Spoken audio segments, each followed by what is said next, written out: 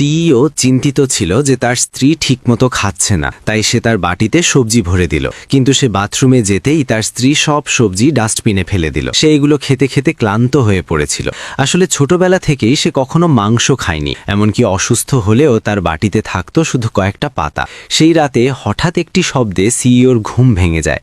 সে দেখে তার স্ত্রী দুঃস্বপ্নে কাঁপছে। তাকে শান্ত করতে গিয়ে হঠাৎ সে আছড়ে দেয়। সেই মুহূর্তেই সিইও বুঝতে পারে তার স্ত্রীর সাথে কিছু খুবই অস্বাভাবিক ঘটেছে। সে সঙ্গে সঙ্গে বাড়ির ম্যানেজারকে ডেকে তার অতীত খুঁজে বের করতে বলে। পরদিন সকালে ম্যানেজার ভীত মুখে জানায় তার স্ত্রীকে তার নিজের পরিবারই 5 বছর ধরে মানসিক হাসপাতালে আটকে রেখেছিল, যেখানে সে প্রতিদিন নির্যাতনের শিকার হয়েছে। এটা শুনে সিইওর মুখ কঠোর হয়ে যায়।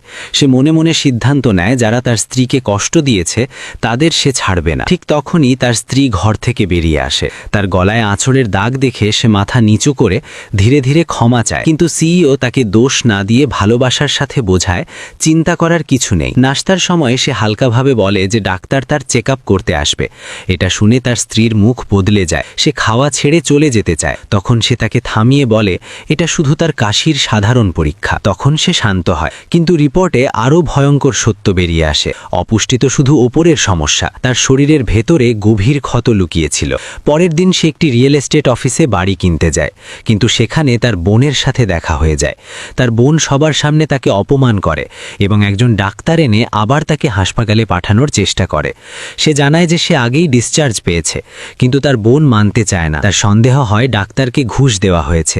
তখন সে তার বন্ধুকে ইশারা করে পুলিশ ডাকতে বলে। ঠিক তখনই রিয়েল এস্টেট ম্যানেজার আসে, যে তার প্রাক্তন প্রেমিক। ঠান্ডা গলায় সে বলে যদি সে বাড়ি কিনতে না পারে তাহলে এখান থেকে চলে যাক। সে কিছু বলার আগেই তার বাড়ির ম্যানেজার এসে চুপচাপ তার হাতে একটি ব্যাংক কার্ড দিয়ে যায়। সে কার্ডটি শক্ত করে ধরে। তার চোখে আর ভয় নেই, এখন সেখানে আত্মবিশ্বাস জ্বলছে।